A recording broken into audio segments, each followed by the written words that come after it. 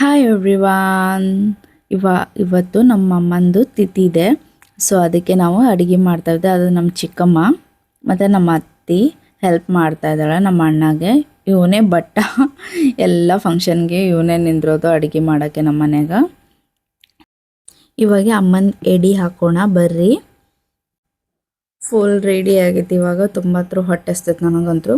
ಆದರೆ ಇವಾಗ ತಾನೇ ಹೋದ್ಲಲ್ಲ ನಮ್ಮ ದೊಡ್ಡಮ್ಮ, ಅವಳು ಎಲ್ಲರಿಗಿಂತ ಹಿರೇ ಸೊಸಿ ಮನ್ಯಾಗ. ಮತ್ತು ಸೊ ಇವಾಗೆಲ್ಲ ನಮ್ಮ ಅಮ್ಮಂದು ಲೋಬನ ಆಗ್ತದೆ. ಇವಾಗ ನಮಗಂತೂ ತುಂಬ ಹೊಟ್ಟೆ ಹಸ್ತೈತಿ. ಇವಾಗೇ ನಮ್ಮದು ಊಟ ಮಾಡೋದು ಟೈಮು 3 ಗಂಟೆ ಆಗಿತ್ತು. ಎಲ್ಲ ರೆಡಿ ಮಾಡಿ ಊಟ ಮಾಡಿರಾಗ ಸೊ ನಾವು ಇವಾಗ ಊಟ ಮಾಡ್ತಾಯಿದ್ದೀವಿ. ಎಲ್ಲರೂ ತಂಗಿಯರು ಅಂದರೆ ಇನ್ನೂ ಭಾಳ ಜನ ಅದಾರ. ನಾವು ಅಷ್ಟೇ ಇದ್ದಷ್ಟು ಜನ ಊಟ ಮಾಡ್ತದ. ಅದು ನಮ್ಮ ತಮ್ಮ, ನಮ್ಮ ಅಣ್ಣ ಮತ್ತು ಅತ್ತಾಗ ನಾನು ತಮ್ಮನ ಜೊತೆಗೆ ಕೂತ್ಕೊಂಡು ಊಟ ಮಾಡ್ತಾಯಿದ್ದೆ.